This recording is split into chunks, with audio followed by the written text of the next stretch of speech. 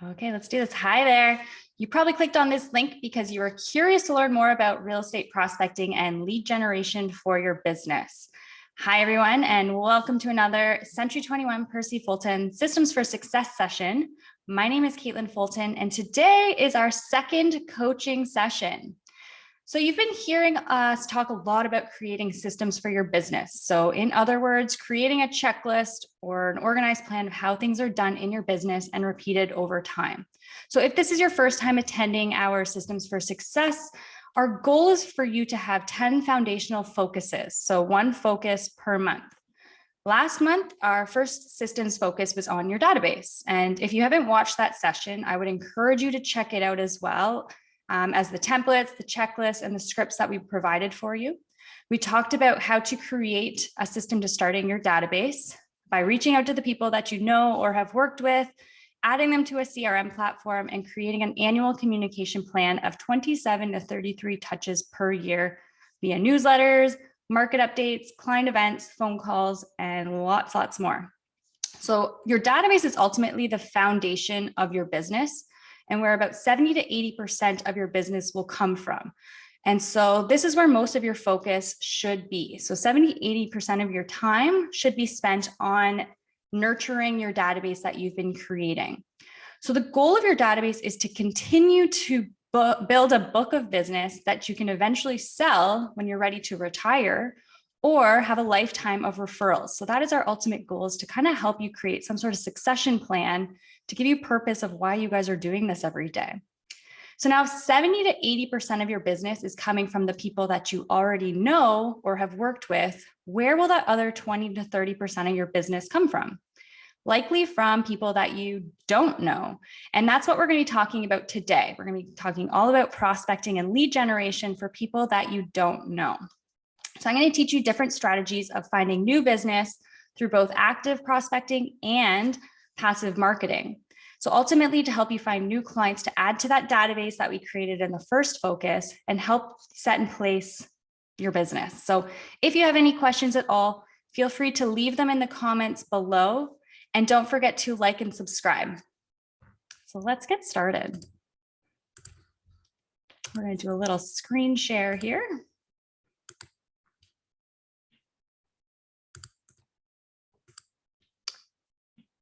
Perfect. Okay, so just like the last time, guys, I have created a booklet on everything that we're going to be talking about today. So I haven't emailed you guys this booklet because I really do want you guys to mostly just pay attention to what I'm saying. You will get a recording and you will get the book. So just sit back, relax, grab a piece of paper or write it in your laptop, any notes that you think of, and I'll be sending this. So don't worry about writing down everything. I just want you to focus on a few things. And if anything sparks up that interests you, write a note for yourself of going back to that in the booklet. So you will again get access to this. So Systems for Success, prospecting and lead gen. This is the ultimate program designed to help you create a more systematic approach to your real estate business. So today we're going to be talking all about the objective to prospecting and lead generation, why it's important for your business. And then we're going to talk about the difference between active and passive prospecting techniques. And I'm going to be giving you guys probably over 30 different ideas of growing your business using these techniques. After that, we're going to talk about the steps to prospecting and planning your schedule, which is one of the most complicated things for most real estate agents, is coming up with some sort of schedule to actually fit in the prospecting and lead gen while you guys are all busy running around nurturing your current business. So we're going to talk about how to create a good schedule for yourself. And then we're going to talk about a checklist, and then we'll go over some frequently asked questions that we get. Okay, so the objective. Prospecting is the essential first step in the real estate sales process. So it involves identifying your ideal client and then communicating with them in the hopes of converting them into a real client. So the objective of this focus is to really give you some ideas of ways to generate new real estate business through, again, both active prospecting and passive marketing techniques. And why is this important for your business? So Prospecting it's not easy for most agents, and it's a process that's filled with a lot of rejection. So a lot of agents just don't want to do it because they don't want to get told no all the time. But it is an important part of the sales process as it helps you develop a pipeline of potential clients. So consistent and efficient prospecting helps you ensure that you have a steady stream of clients. Without prospecting, your entire client base can eventually disappear. So helping more clients is going to allow you to remain busier and is also going to help diversify the risks of lost sales. So when you lose a client, hopefully you're going to have more that are waiting. So I want to bring up this point, and I was laughing because one of the first videos I actually made a few years ago for you guys was all about creating opportunities. And I did a video of me holding a bunch of balls as like a sample symbolism of clients. And I want to revert back to that because when you're prospecting, the whole point of it is really to continue to build a bunch of opportunities. And what I find with a lot of agents, what they do is they'll get a new client, a buyer client, seller client, and they put their entire attention into that client. Now, what's been happening in this market especially is you may be working with a first-time home buyer or just a buyer, and it could be like 6 months that you're working with this person. And then all of a sudden, you know what, that client, they're tired. They're tired of being rejected. They're tired of seeing the prices. And then they give you that dreaded call where they say, you know what, we're going to wait for the market to relax. We're just going to sit back. We're just going to hang out. And then you realize you kind of go into panic mode because that was the only client that you were actually working with. And so when that client decided that they want to put a pause on their house search, all of a sudden you don't have any clients waiting for you, and you got to start fresh again, and you got to start prospecting and find another client. And then you're going to focus on that client. And then the process continues. So by adding prospecting consistently every single day into your business plan, it allows you to diversify that risk. So if a client decides they want to go on hold, it's okay because you've got about 4 other buyers or 4 other clients that are actively working with you as well. So it's like, okay, no problem. You're going to go on hold, but I've got these other clients, and you're consistently building up backup clients as your pipeline. So that is why it's really, really, really important for you guys to consistently be prospecting every day, and not just prospecting when your business is slow. So when you find that you don't have any clients you're working with, that's when you're like, oh, maybe I should get on the phone and start cold calling. No, you should do this every single day. It is possible for you guys to be working with more than one client at a time. And if it's not, then we need to reassess your business. But you should be able to focus your attention on prospecting as well as maintaining your current business. So that's what we're going to be talking about today. So active prospecting. So this is where you are generating new clients through active outreach and outbound communication. So typically you have control over this activity, you can measure this activity, and you have results that you can track. So usually the active prospecting requires less monetary investment, but it requires more time. Passive marketing, and honestly, I don't even like to call it prospecting. If I'm completely honest, I prefer to call this passive marketing. So these are activities where you are waiting for somebody else to react and reach out to you. Usually this requires more money of an investment, but it requires less time. And a lot of these activities can be done on autopilot.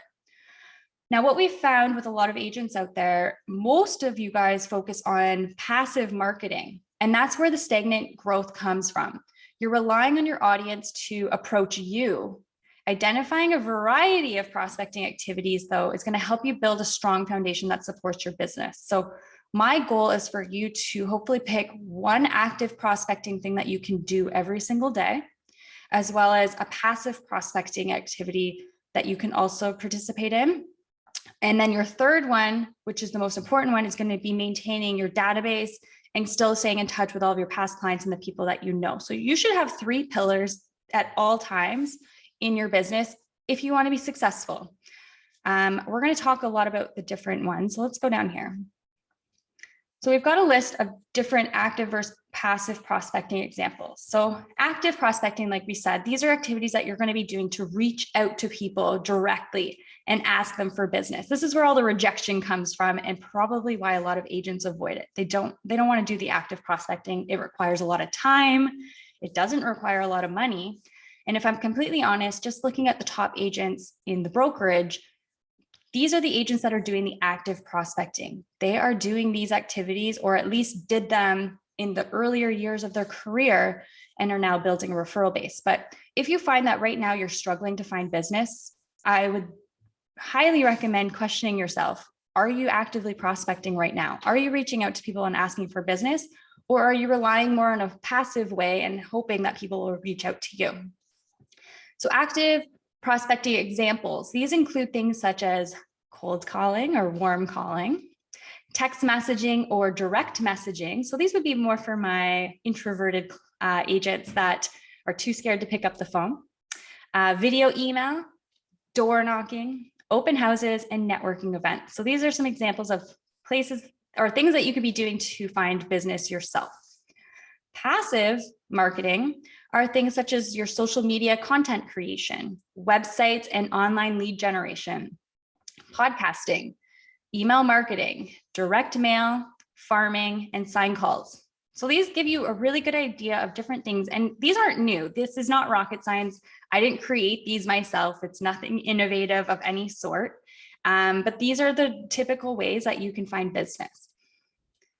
Now, before you decide what techniques you're going to use, we really do need to know who your ideal client is and what techniques are going to speak to those clients the most. So for example, I know as a new agent, you're probably like, all the clients are my ideal client. I want all of the clients, but I really want you to narrow down, who do you want to work with? So if you're out there and you're thinking, I want to work with seniors that are looking to sell their property and downsize, chances of you finding a senior client on your social media or website platforms is pretty slim. So where are the seniors right now? They're probably at home. They have landlines, so you may think about calling them. They may be at home for you to door knock. Or even direct mail. So these are the ways that you would maybe be in front of more senior client. If your goal is to work with more, say, millennial first-time home buyers, you may be doing some more social media content creation. And in terms of active, you may be text messaging or DMing these potential clients on social media platforms or video email as well. So really think about who your ideal client is and what types of these prospecting is really aligning with those types of people. And also think about yourself, like you as a person. I know that cold calling is not for everybody, but what can we do in replacement of that? Could you be face-to-face and go door knocking? Are you even more introverted and maybe only text messaging and direct messaging is better for you? Maybe you like to go to networking events. So think about you as a person, not necessarily what's working for another top agent out there, but what do you think that you could do every single day that you would enjoy doing and speaks to your ideal client? So start to think about that before we even get to the next topic. But I'd love for you guys to just take this moment and write down who your ideal client is. If it's an investor, you may have investor clients out there. So what types of activities could you be doing to them? They may want email marketing campaigns of all the new projects coming up. They may also want you to directly message them and say, hey, I've got a new pre-construction project coming up. So whatever you guys can do for your ideal client, that's what we need to be working on. So using a combination of both these types of prospecting can really help keep your pipeline full so that you're not panicking when that business starts to dry up. So let's take a look at some of these different ideas. So we're going to start off hot on warm and cold calling. Probably one of the most traditional ways of finding real estate that still does work to this day. But it doesn't necessarily have to be the type of calling that you're thinking of. So there's a bunch of different types of calls that you could be making. So one could just be directly contacting your database. You're just calling them up, reconnecting with them, asking them directly for business and referrals. One of the most common ones is just listed and just sold. So there may be a particular neighborhood that you want to work in, and you're just reaching out to that neighborhood and updating them of a new sale that just came up, a new property that just sold, and saying, hey, have you thought about selling your property? It could also be in your own neighborhood. It can be where your own listing is. So making a call out to these people is a strong point of contact. FSBO, so this is for sale by owners. So what you could do is go on some platforms and see if you can find like something like Kijiji. There's platforms out there where owners are putting their own properties up for sale. So by directly trying to find their phone number, you can offer assistance to an owner that is selling their home privately and just say, hey, do you need my assistance? Geographic farming. So expand your sphere of influence and become the local expert. So by connecting with people in a specific neighborhood and updating them on what's going on in the neighborhood.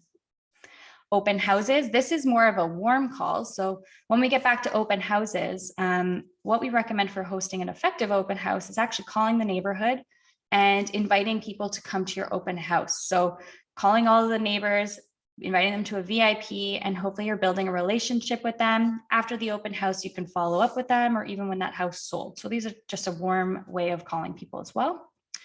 And some of the things that a lot of agents forget about, and it's really unfortunate because this is a really strong, powerful way of calling, is reaching out to outside agents. So reaching out to agents outside of your place of business. So we're in Toronto. So if you've got clients that are now thinking about going out to Windsor, you're thinking about going to Hamilton, Barrie, wherever it is, you should start to reach out to agents that work directly in those areas and say, hey, I'm an agent that works out in Toronto.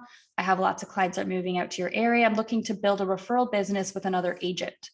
Very simple call, agent to agent. You want to build a relationship with many different agents that are also located out there, as well as team of experts. So reaching out to experts in the field, asking for referral business. So directly reaching out to real estate lawyers, divorce lawyers is a really good one, other mortgage brokers, contractors, anyone that's in the field of business. So it may not be directly to the buyers and the sellers, but to be honest, when you work with other real estate agents, typically what happens when they have a referral is they're going to pre-qualify that client. They're going to walk them through the mortgage.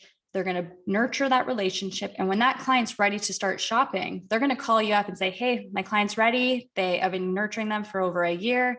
They're ready to go shopping. And usually when you get referrals from a direct agent, this is like a client on a platter. So if you guys can make yourselves more comfortable by connecting with outside agents, or again, people in the industry, you may have more success and may be more enjoyable when you're doing your calling. So on this platform, you guys have access to the do not call list. So something as a brokerage we have invested in, it's a program called Hoozle. This is a program that you can log into, put the address of the property you're interested in or the street name. And what it's going to do is it's auto-populating all of the landline phone numbers that you will find for that street.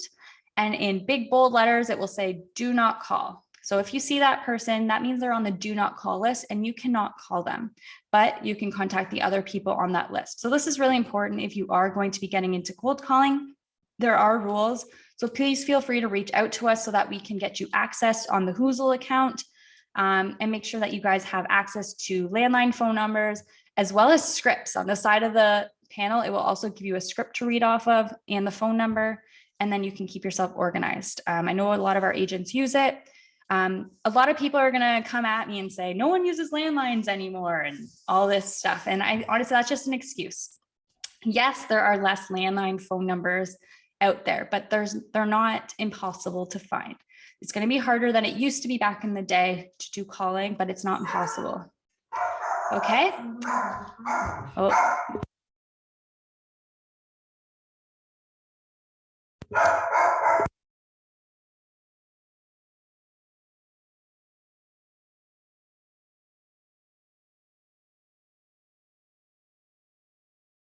Sorry guys, my dog is barking right now.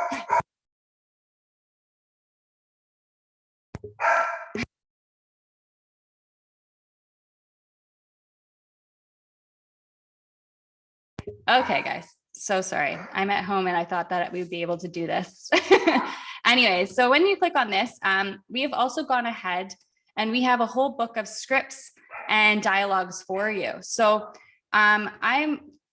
this one's from the Richard Robbins. I'm not a scripting coach or anything like that, but we do have access to all of the scripts books. So when you open up this platform here, you will see that we've got prospecting scripts for just listed, just sold, FSBOs, lead follow-up, whatever you guys can think of. We have access to those platforms. Sorry, that was a little distracting. Sorry about that, guys. Anyways, so that's for the cold calling. The second one we've got access to, is text messaging, emailing, and direct message. So if you find that you guys are terrified of picking up the phone. You don't want to call anybody, or you have this belief that the landlines don't work, then we need to think of an alternative. So if you're not going to do cold calling, we need to replace it with something else. And so text messaging, emailing, and direct messages. So for those that don't know what a direct message is, this is on platforms such as Facebook, Instagram, and all that good stuff. So when you're text messaging, you can start to reach out to maybe an online lead. Maybe they did the passive way, they directly contacted you through a landing page. You can text message these people and reach out to them to book an appointment. So of course, the whole goal of the active prospecting is to book an appointment. So it's great to make your calls, but if you're not making appointments, then you need to reassess the things that you're saying to these people. So it's all about the scripts and what you're saying. So the goal is to book an appointment through these messages. Open houses is another one. So again, you can email people, direct message, people that attended. So obviously when you're hosting an open house, it's going to be difficult. But if you've got specific people that you think would be interested in that property, other real estate agents, maybe you've got clients. So inviting specific people to an open house, or even following up with somebody that attended, just having a simple text messaging script to book an appointment, say, hey, you came to my open house this week. Just wanted to know if you wanted to talk about buying another property. So you can direct message them that way, or email. Following up. So if you've got some people that have gone cold or have ghosted, I'm sure we've all got those clients out there that just stopped messaging you altogether. Just shoot them a quick little nudge via text message or email and just check in on them. We also have some scripts over here for nudging people as well. So I'll show you guys those.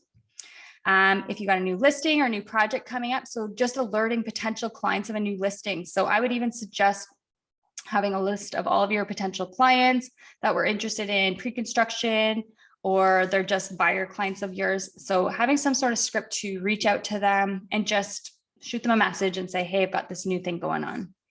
Any property changes. So if there is property that you thought they might be interested, maybe it didn't sell, the status changed or the price changed, just shooting a message just to let them know about that.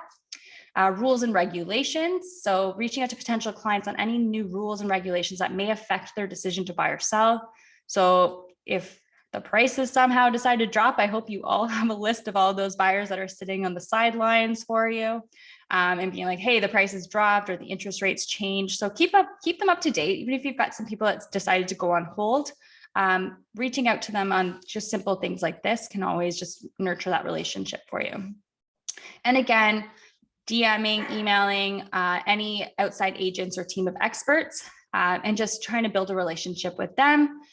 Reaching out to those guys would be really beneficial as well. So again, we've got all the scripts over here. I will link this, it's all in the booklet.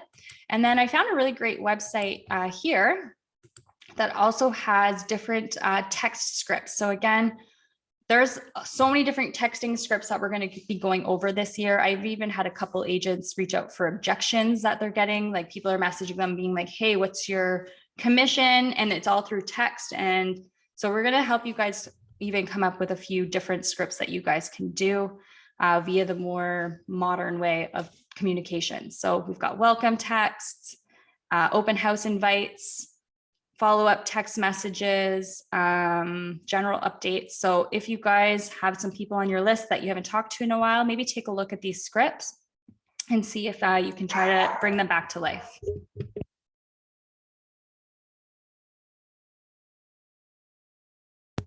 Okay, another one is video email to a specific audience. So this is not the video emailing that I'm going to be talking about in a little bit, where we're going to be passively marketing to people via email. These are video emails. So this is going out to a specific person. These include platforms such as BombBomb, Loom Video, Vimeo. There's a bunch of different video techniques out there that you guys can be using. So getting used to being on video like this and sending a home evaluation to a potential client or past clients, just letting them know what their house is worth via email. So the whole purpose of the video emails is to see your face. So it's almost like a mix of a phone call and a DM, but it brings some personality to it. Maybe you have some online leads that booked an appointment and you want to send the video email to get them to go to some sort of location to book an appointment with you. Open houses, again, these are all the same types of things that we just talked about when it comes to cold calling and DMing. If you want to take it a step up and do video email for those same reasons that we spoke about before, I think that these would be very beneficial for those that really want to take it a step up. Now, if you are terrified of video, there's also this great little document, 3 steps to creating a video. And this will give you guys some information on how you guys can really get into video. I do think this is where our industry is headed. People want to see who you are. People want to hear you speak. And there's so many different ways that you can do video via active and passive prospecting. So take a look at that document if you want to learn more about how to create great videos. Okay, let's talk about door knocking. Now, this is kind of one that we get asked about a lot lately, especially with the world that we are living in.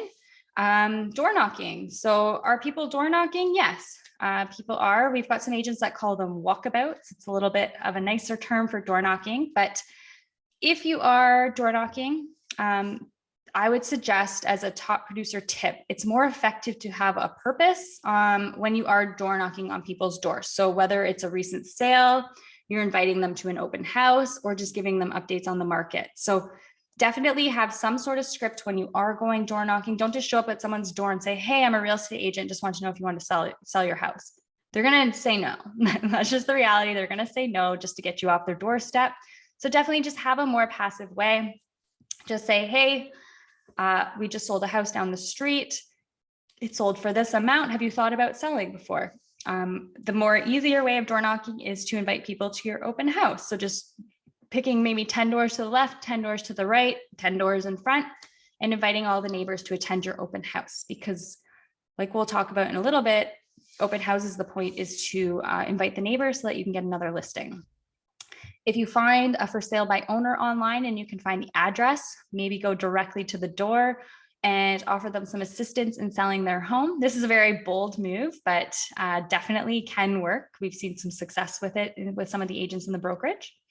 And then geographic farming. So if you are farming an area, you've picked an area and you're sending flyers out to it and postcards and all this good stuff, I think it's a great idea every month, at least to go door knock on that neighborhood's door, let them know what's happening in the market, put a face to the postcard.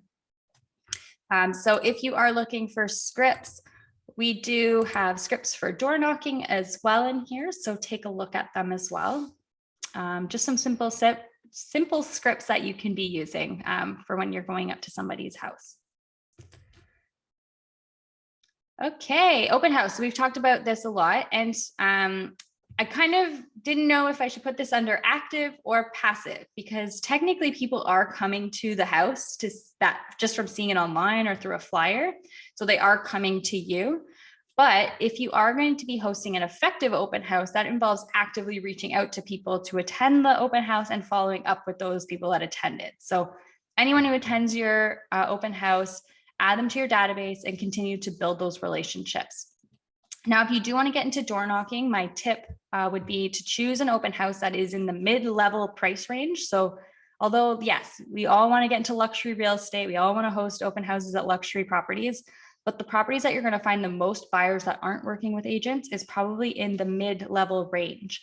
And those are the ones that are going to have the most buyers for it. So higher traffic areas, areas with high turnover rate, those are going to be the ones where you have the most success with an open house in terms of finding buyer clients or potential seller clients. So if you are, then those are the criteria that I would go for if you were going to host one. Again, we have open house scripts. So when people come into the home or you're making your calls to invite people, there's a full VIP preview invite script here when you are doing your calls, your emails, your texts, and or even if you're just door knocking, here's the script to invite them to it.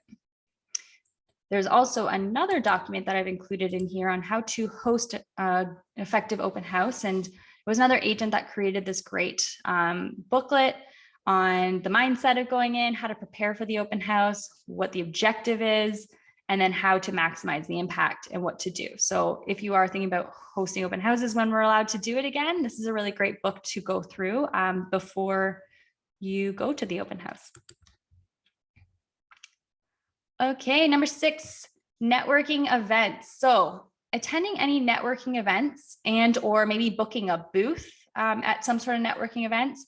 These are a great way to prospect and meet potential clients. So you have to go with the intention of meeting new people, handing out your business cards, and finding that next real estate deal or referral partner. So when conferences come back, hopefully this year, we're going to be encouraging you guys, go to real estate conferences. Like I said, go connect with other real estate agents that are outside of your expertise.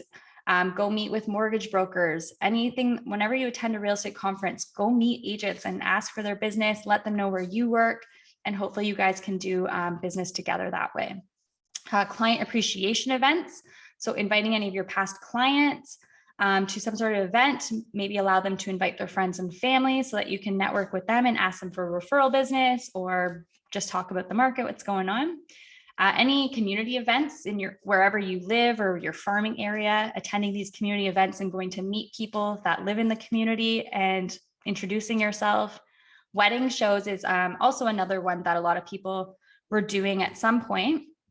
And to be honest, a lot of people that are getting married, they're also probably thinking about buying a house together or selling a house or maybe 2 houses to one. So if you can get a booth at a wedding show or just attend the wedding show and try to go meet some couples, this is a good idea. Home and garden shows, friend and family events. So if you get invited out to go to a family barbecue, a baby shower, a bridal shower, any of those types of events, and if you don't want to go, you're dreading going to these types of events, I highly recommend just going, because you never know, you're going to meet a stranger or friend of a friend.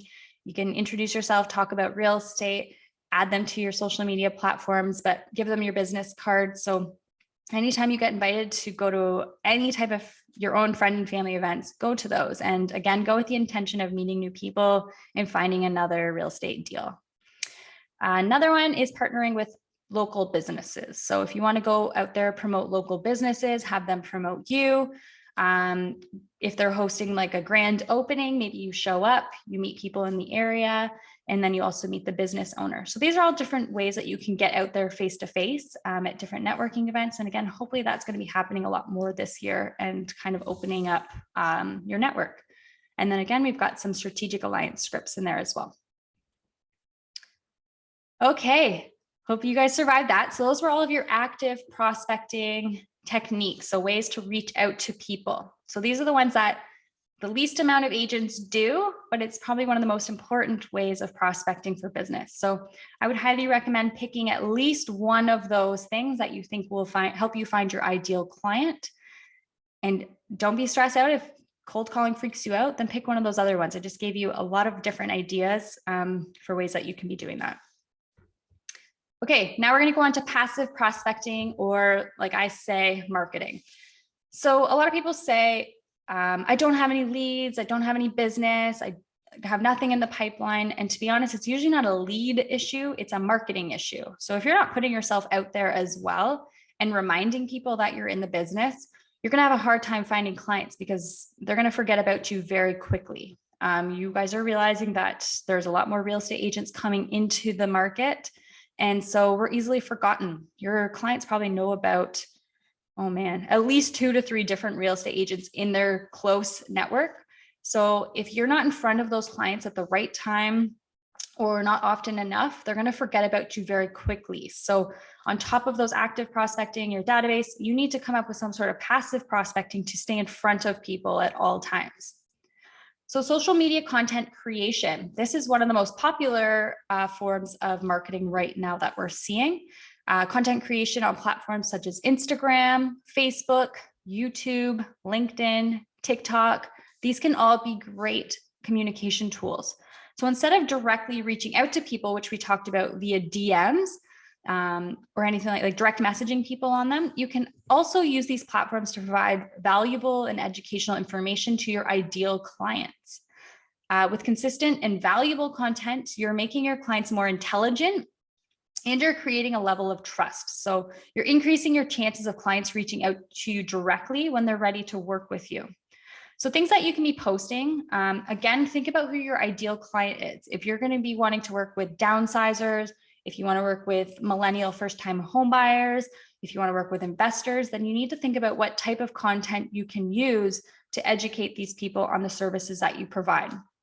So things that you can post are educational and entertainment posts or videos. So how to buy a house, how much money do you need for a down payment, what's happening in the market, how do you pull equity out of a property to buy a second one? So many different things that you can be educating people on and getting them informed.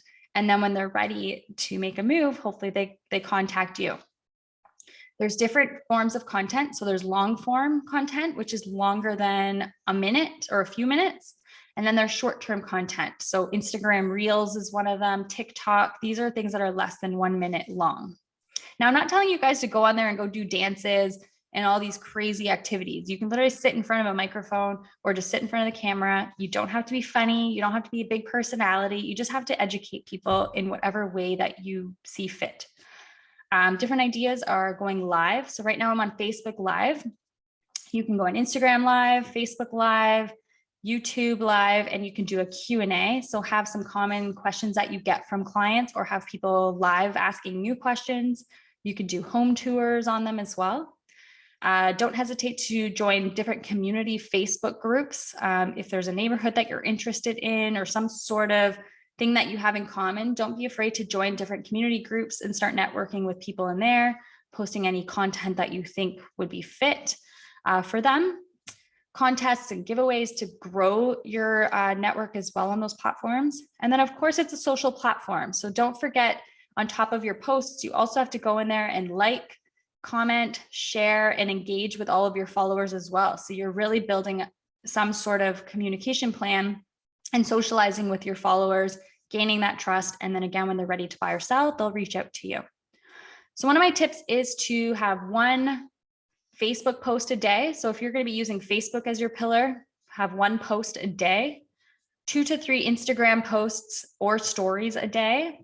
And believe it or not, 5 to 7 LinkedIn posts, shared links, whatever it is. So these are just a lot of people ask me, how often do I have to post?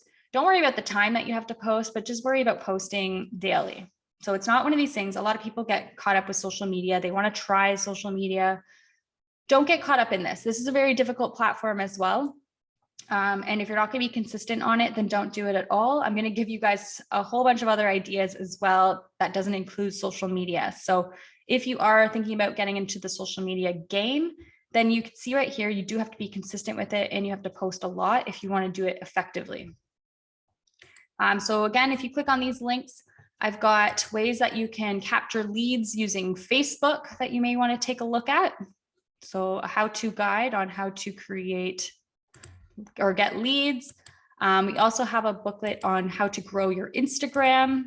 So if you are thinking about Instagram as your platform of use, you can take a look at this book. So how to increase your following. There's a whole bunch of good stuff on this, hashtags, getting social, which we just talked about, and then some no-nos as well. And then to get a step further, if you're thinking about going into the long form content creation, maybe you want to get into podcasting, maybe you want to film longer videos.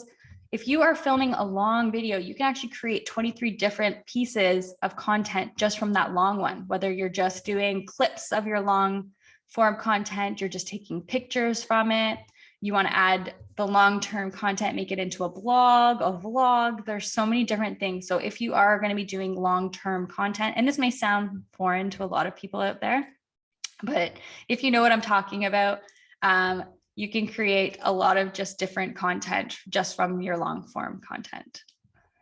Okay, so take a look at that as well. Okay, number 2, websites and online leads. So a lot of people are very familiar with online lead generation. It's a big buzzword that you've probably been hearing for the last couple of years. If you want to get into website and online leads, this is the process of attracting someone to a website and converting a prospect into someone who is interested in your services or product. And this type of marketing typically involves collecting a visitor's contact information, so a lead, via a web form, landing page, and then putting that lead into some sort of communication funnel. So it's one thing to have a website for you guys, but it's another thing to actually pay or direct people to go to that website. So no one's just going to show up on your agent site if you're not actually directing people to go there. You're not doing any paid ads. You don't have good SEO. So if you are thinking about doing online lead generation, it is highly possible. It just may require some money and a lot of time to convert those as well. So things to direct people would be things such as search engine optimization on your agent websites that you guys all have with Century 21, or hopefully you have it. If you're not using that website, hopefully another one, but there's some sign up things on your agent website. So neighborhood news is one of them. So if you can find some sort of ad to direct people to your neighborhood news, fill out their contact information, and then get them set up on some sort of email campaign, that's one way. Retargeting ads. So I'm sure you guys have gone shoe shopping or anything like that. And then all of a sudden the shoes are following you all over the internet. That's called retargeting ads. So you guys can actually invest in this. If someone comes to your site, you will follow them around all the time. And then maybe they just happen to see your face all over. And then when they're ready to buy or sell, then they can reach out to you. Landing pages, which we talked about, it's really just a one pager where people can fill out their phone number, their name, their email address, and then you come up with a communication plan. Social media paid ads, Google ads, Kijiji and Facebook Marketplace. These are pretty old to use, but these are ways that you can find business as well. And then of course, client review pages. So Google testimonials, anywhere that someone, if they Google your name, your client reviews will pop up. So Google, I encourage you guys to all do a quick Google right now, even, or after this, Google yourself, see what pops up. If your agent website's there, anything like that. The other ways to get people to your site, if you're going to use both social media and websites, this may sound foreign to people, but on your Instagram stories, you can actually add links to websites now. So one example of an ad would be like, what's my house worth? And then all they do is they click that link. It directs them to your website to fill out their information. You contact them, you nurture them until they're ready to work with you. Lots of different ideas. If you need to pick my brain on any of this stuff, feel free to reach out. But this is another really strong form.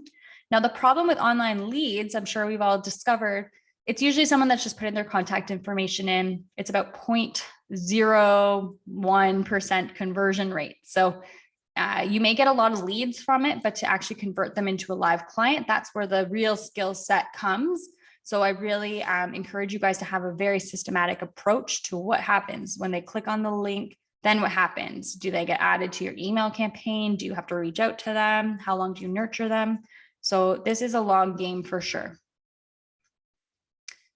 Okay, podcasting and speaking events. So this isn't a newish thing, but podcasting is basically a process of making digital audio files that are made available for downloading or listening to via the internet or a podcasting app, such as Spotify, for example. This is a great way, as well as hosting, or maybe you're guest speaking, or any seminar speaking opportunities if you're on a panel. Anything that allows you to openly speak to other people is going to allow you to be viewed as a community leader. So the more people that learn from you, the higher chances of them following you on other platforms and eventually turn your listeners into clients. So my tip is to always let them know where they can find you at the end of your podcast or at the end of any speaking event so that you can be in front of them more often. So if you have a goal of getting up on a stage, either talking to other real estate agents, or maybe you want to do some seminars on working with first-time home buyers, investing, anything like that, where you can speak on a stage. These are really great opportunities to passively market to other people, and then they will follow you over time. And again, hopefully you turn into a client. So we did another session. I think this is the same link as that other one, creating 23 pieces. Yeah. So these are different ways that you can do those speaking events or podcasts, and then turn that podcast into mini micro pieces of content as well. Okay, email marketing. So this one is definitely a more old school traditional way of marketing, but it's basically where you share information about your business and the market. You can help potential clients see the value in your services. So emails are they're an affordable and passive way just to stay on top of potential clients' minds. You can use these emails to nurture relationships by providing valuable information. So these are things such as e-newsletters, which you guys all have access to. We've talked about these a lot. Holiday emails, monthly market updates, neighborhood news. Anytime you have new listings, you can email it to people. get some investors on a new construction project email. So anytime you have a new pre-construction project, you already have a list of investors to send out a mass email to. And then of course, like home maintenance tips. So there's a lot of different things. And once you have this campaign all set up, it just automatically happens for you. So it's really passive. You could be out doing showings and then have the system sending out newsletters on your behalf, just passively reminding people that you're in the business. People are not going to just pick up the phone as soon as they see your email. I'm sure you guys are all signed up on newsletters from other companies, and you probably just delete it anytime you get it. You just delete, and then who knows, maybe a sale comes up and then you decide, oh, there's a good email to open. So the same thing happens with your newsletters. So they may just keep reading it, they may just delete it, but hopefully maybe that 1 month that you send out a newsletter, they just happen to be thinking about buying or selling, and then they reach out to you.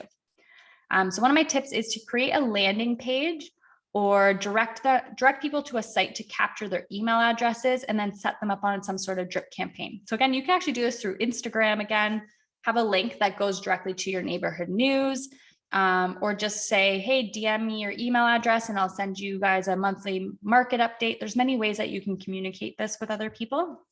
Anytime you meet a lead at an open house, a door knocking, online leads, you can just automatically put them on your email marketing campaign as well.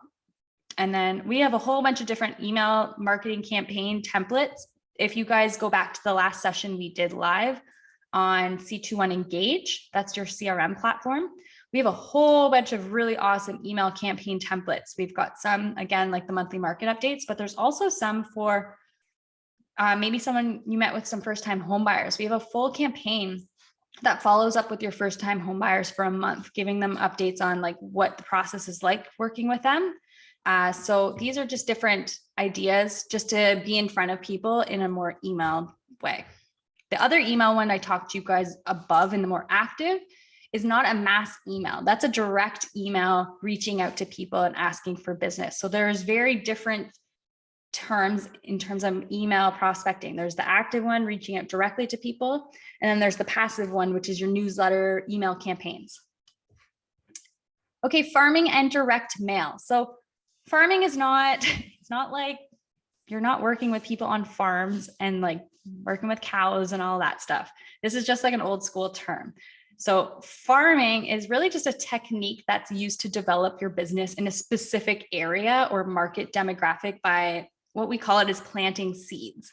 So what you're doing, you're really just sending out like direct mail, or you're communicating with people in a specific area. So you'll see, I'm sure you guys all have in your mailboxes a postcard or a flyer or something from the same agent every month. That's what farming is. So they just picked an area, and their seeds are the postcards. So you're just consistently reminding people that you work in the area. And it's just like a more old school way of passively doing business. So it does work, but I'm going to say, if you're going to do this, you can't just send out one postcard and hope that you get a call. It's just not going to work. It's going to waste your money. So don't do it. If you want to get into the direct mail of a specific area, you need to be doing this every single month. And it can take about 12 months for this to actually work. We've got agents that will send out 10,000 postcards a month to a specific area. So that's how intense this farming is. It's not sending out 200 postcards because you had a sale in the area and hope that someone calls you from it. You have to consistently be reminding this area that you work in the area. And then, like I said, following up with a door knock every once in a while to put a face to the postcard. These are things that you could be doing actively and passively. So things that you could be direct mailing to specific neighborhoods are community market reports, community events. Maybe you're even taking it as far as writing handwritten notes to specific areas saying, hey, I've got a buyer that's looking in this area. Are you looking to sell? So you could think about doing handwritten cards. Anytime you see a house get posted, maybe you reach out to that agent, offer to host the open house in the area, door knocking, and community events again. So tip, if you are going to pick a farming area, you're going to want to choose an area that has a high turnover rate. So people are moving quite often, or an area that isn't oversaturated with other real estate agents that are doing the direct mail. So go take a look at any townhome like new builds, lots of turnover there. You don't typically want to go after the areas that have a lot of like mature owners or anything like that. Typically they're staying. So anything in like the small townhomes, semi-detached areas, things that, you know, families will move out of to get bigger homes. Those are more areas that you want to focus on, or even just areas that you live in. So we do have, again, some new links here. These are just giving you ideas of how many homes are in that area, how much income you can make, and like give kind of an estimate calculation just to help you choose a farming area. The other one is you kind of want to treat this farming area like your database. So like I said, you can't just send out one postcard and then pray that someone calls you. You need to plan out month by month. What am I going to send to my farming area that's going to add value to them? How many touches? And then how much you're going to spend. So like I said, this is a really expensive investment in passive marketing. It does work, but you just have to know that it's going to be costly and it's going to take some time to convert into actual clients. Okay, and I think we're almost there. So public relations, this is one that I don't think is talked about enough. So this is PR. And we just discovered this one more lately. I'm starting to realize the real power of getting public relations. So this is pretty much, public relations can be more effective than marketing at times because it portrays you as an expert by a third party. So it's providing validation of your credibility and expertise as a real estate agent, and it can be more subtle than advertising and effective in establishing social proof.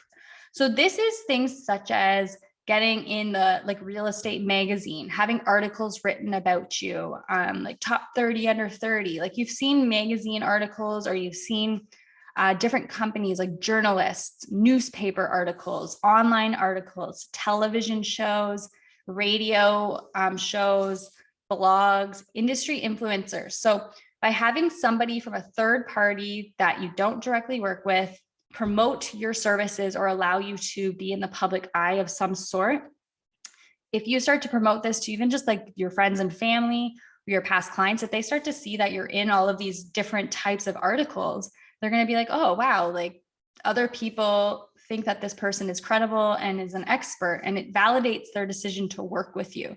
So if you can start to build relationships with journalists or any PR managers, this is a very highly effective thing these days. And it creates more content for your other social media platforms as well, because you can start to send out the articles that you've been written about in and things like that. So it seems like an egocentric thing, but this honestly is a very strong, powerful tool if you're trying to build credibility as an agent.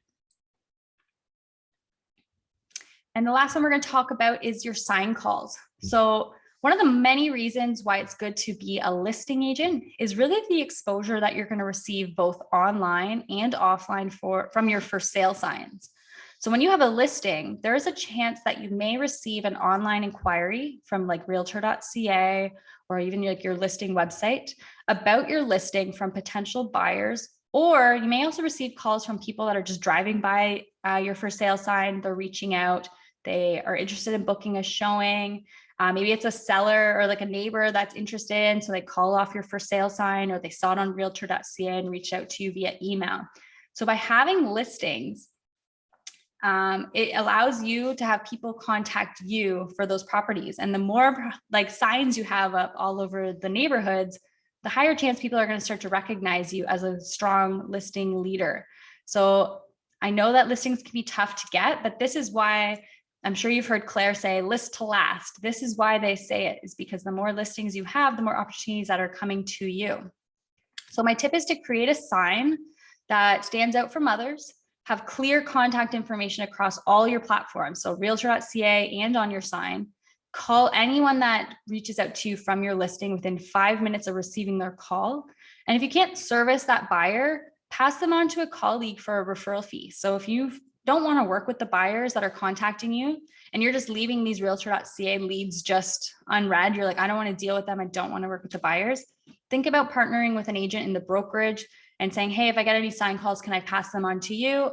I'll take 25% and you can have the rest. And then that agent may even convert that buyer client into their own client and go find them something else. Or you can do the same. You may get some buyer clients from that listing and say, hey, maybe this property is not a good fit, but let me help you find something else. So having listings is a very strong thing for the marketing that you're going to get naturally just from that. Okay, so that was a lot of ideas. I hope you guys are all still sitting with me. I know it's been an hour, and I did warn you guys that it was going to take some time at the beginning, but I hope that you guys took some points there. So now we're going to go over the step-by-steps of prospecting and lead generation now that you guys have some ideas. So your step one is going to choose a prospecting technique. So like I mentioned above, you want to choose a minimum of 1 active prospecting, 1 passive prospecting, as well as the relationships that you're building with your database. That's going to be your number 1.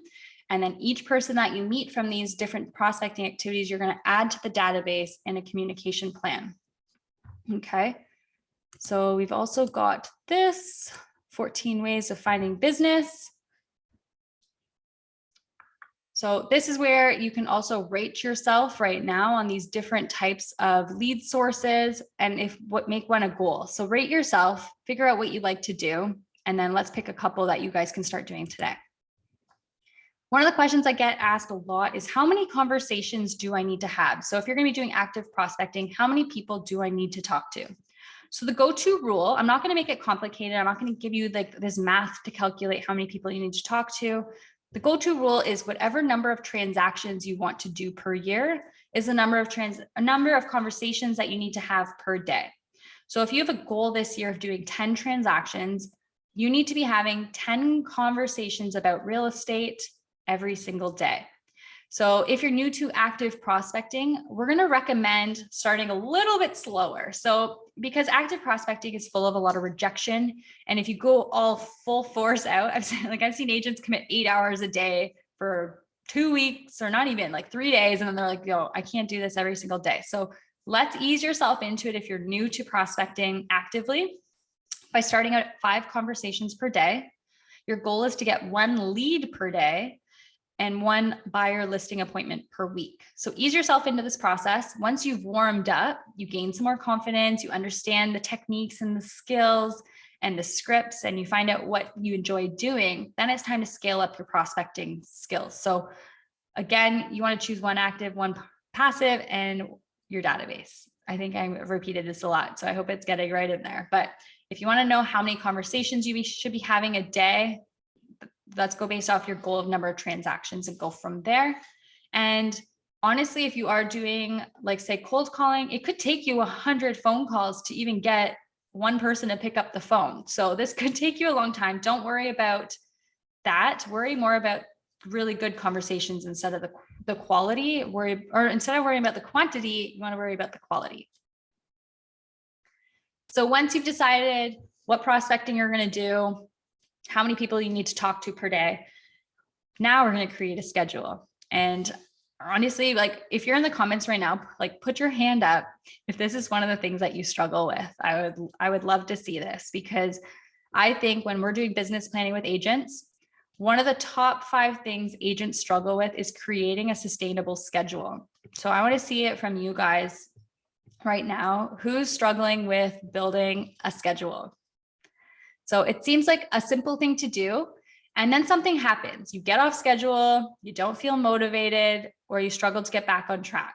So sounds pretty familiar for most of you, I'm sure. So my goal is for you to set a realistic schedule for yourself. What can you do every day to have at least 5 conversations a day about real estate? What do you enjoy doing? What time do you feel is best for you to prospect? This is going to be different for every single person. Sometimes, like some people are not morning people, okay? Some people are evening people. Some people are afternoon people. When do you feel you're best throughout the day to actually have conversations with people? And how many hours can you truly commit to this a week? Some people might not be able to do this every single day. Some people may be like, you know what, Fridays I feel good. I'm going to commit every Friday to prospecting and get, instead of doing 5 a day, I'm just going to whip out 25 conversations on a Friday. So I know that this is one of the biggest things. And honestly, I encourage you guys to really sit down. I see some comments here like 2 a.m. Yeah, some agents function more in the middle of the night and getting their activities done. So don't worry about what the industry is telling you, what your schedule needs to be. You have kids. You guys have things going on, but I really do think that you need to have some sort of time blocking for these activities. So what you need to include in your schedule is time to find new business and lead generation using the techniques I just taught you about.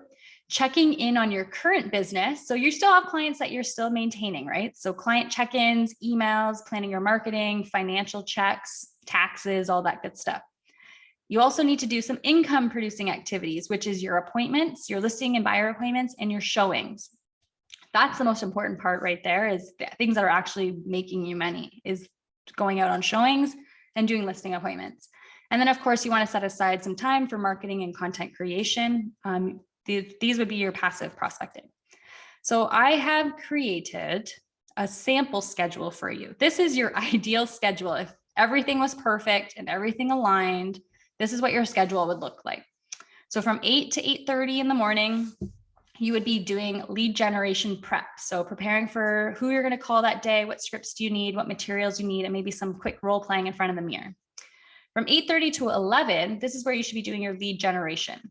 So using an active prospecting technique for new business. So this is the one where you're reaching out to people asking for business. From 11 to 12 is where you should be doing business servicing. So responding to your emails, any texts, calls, servicing your listing, buyers, and any pending transactions. So if you find during 8:30 to 11, you're getting a lot of calls, you know that you've got some things to follow up on, know that you're going to be getting to it in just a couple hours. So put your phone away, don't open your email, just focus on prospecting and talking to new people during that time. And then you've got your time blocked out for catching up with what you were missing throughout that time. From 12 to 1, take a lunch, whether you're by yourself, with a friend, a spouse, a coworker. And then let's get back to it in the afternoon. So from 1 to 2, we want to go to lead conversion. So following up with any potential listing and buyer leads that you've already been generated, and then trying to convert them into an appointment. So big follow-up time. 2 to 3 p.m. could be going back to business servicing or content creation. So again, responding to emails, texts, calls, servicing your listings, buyers, and pending transactions. From 3 to 6, this is where you guys should be doing your listing appointments and showing properties. So it should be done during this time to allow you to do prospecting and business servicing. So there are some agents out there that will not do any showings in the morning because that's their time to find new business. So if you can commit yourself to giving yourself that time to prospect for new business and just do your showings later on, that's great. There may be instances where a buyer can only go in the morning. So of course that takes priority of it sometimes, but if you can, do your best to really commit to something every single day and tell your clients, you know what, I've got something during that time. Do you mind if we go at this time? So you guys have more control over your schedules than you think. And this is where it's going to be in. When you went into real estate school, they told you all about the flexibility. And the honest truth is you do have flexibility over it. You decide what you do with your time and what you don't. So this is where the schedule comes in. And then hopefully at 6 o'clock, this is where you can wind down for personal and family time, or if you're working with buyers, this may be your time to be doing offer negotiations. Okay, so that's just a sample planner. I do have a link here again, so I have a blank one as well. So if you want to print this off and start to come up with some sort of schedule for yourself, I have the sample one here. And then if you scroll down, you can create your own schedule here and decide. You can either maybe print this every single day if you want to make this into a weekly one, but have some sort of schedule for yourself to really keep yourself organized. Okay, and now after you've made your schedule and now you have started to actively prospect, we want to keep track of all of the leads. So it's one thing to be making your phone calls, but we want to track all of the leads that you're doing so that you know what's working and what's not. So you want to put the name of the lead, where they live, how did you get that lead? Do you have an appointment booked and all of that? So we have this whole Excel sheet for you to keep track of all of your leads. You've got your pipeline, your goal setting, and then your results. So if you find you're doing some sort of prospecting activity and it's not actually doing anything, maybe you're spending so much time on email marketing or social media content, and maybe you didn't even get a single deal from it. You may want to reassess what you're doing and maybe replace it with something else. Same thing with cold calling or door knocking. If you find that you are doing those activities and nothing is coming out of it, you need to reassess and replace it with something that's working. So download this tracking sheet. This is the only way that you're going to know if your efforts are working. So put that lead tracking sheet in there and start to keep track of it. Now, once you've got a lead, don't forget your database, which is what we did in Focus 1. So anytime you meet someone new, remember to add them to your database and communication plan. Your goal is to grow this database and eventually sell your book of business. And then adding them to that communication plan. So you may combine some of your leads with your A+ clients, your B clients, get them on the newsletters, pop buys, all that stuff that we talked about in your first focus. Okay. And then finally, I've just summarized it here for you guys. So we're at the very end. This is the prospecting checklist for you. So choose your active prospecting technique, check. Choose your passive technique, check. Set your goal for number of conversations you want to have per day. Create a schedule, track your results, add a lead to your database, and then add them to your communication plan. So this is a one-pager of everything we just talked about.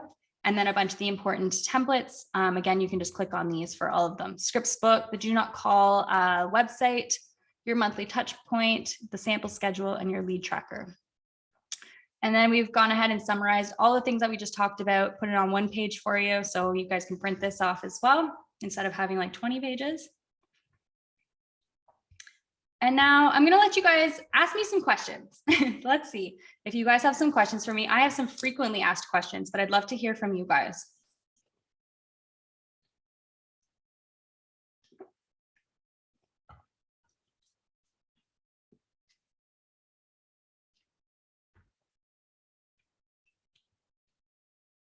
I can see lots of people have had problems with their schedules. Got lots of stuff on there. Perfect. So hopefully this helps a little bit.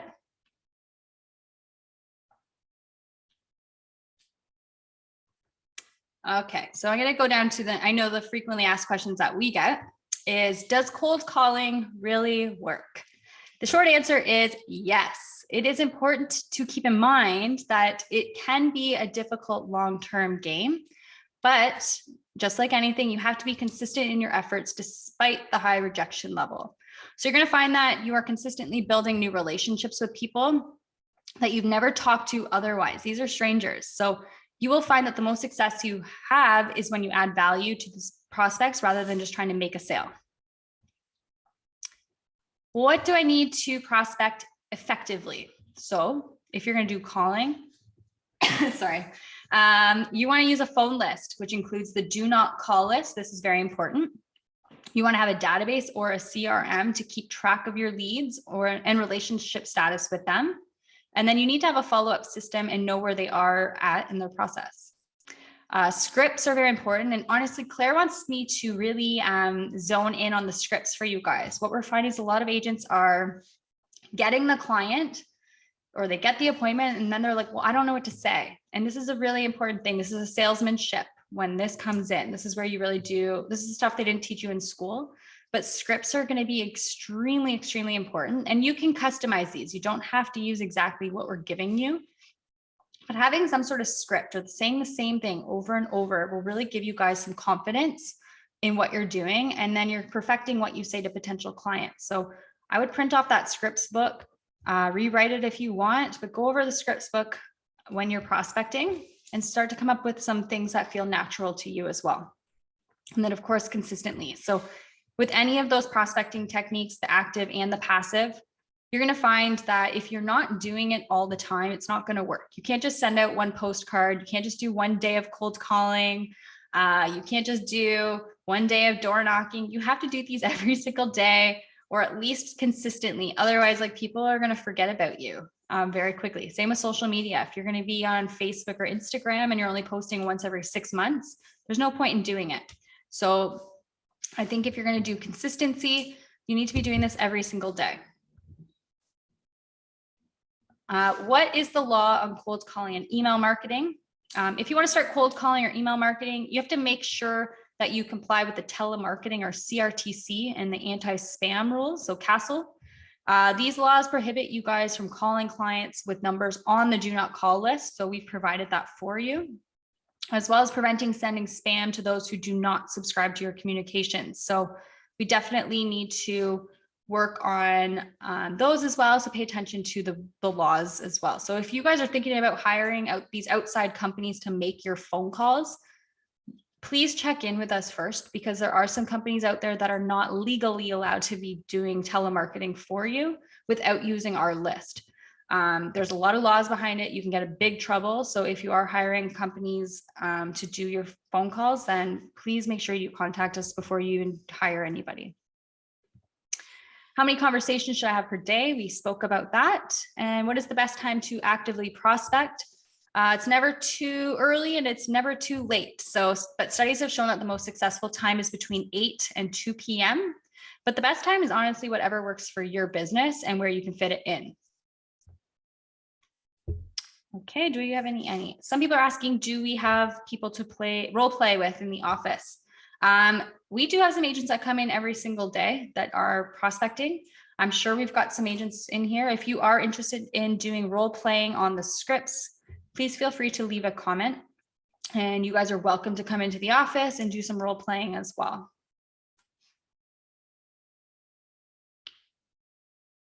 Yeah. Okay, and now my final thoughts, unless anyone has any questions before we end this off.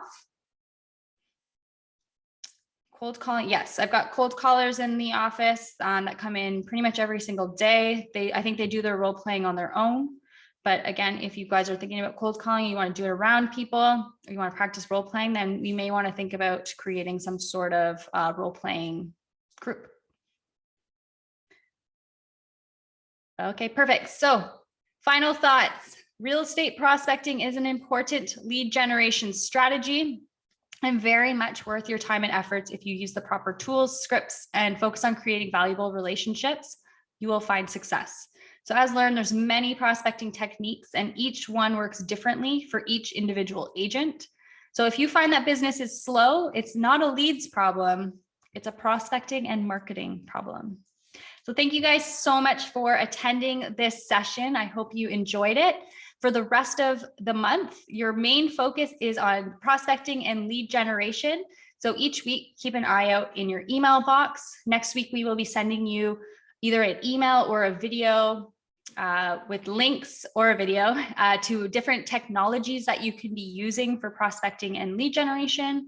The week after that, I'll be resending some templates to remind you guys of the different templates that we've created for you. And then on the final week of the month, we will be sending you guys more scripts and focus on the different sales skills that you can be working on. So let's focus this month on finding ways to add more contacts to that database. And of course, if you have any questions at all, don't hesitate to reach out to any of us at the office, and we would be happy to chat and help you guys figure out which prospecting works for you. So until next time, we will catch up with you guys soon.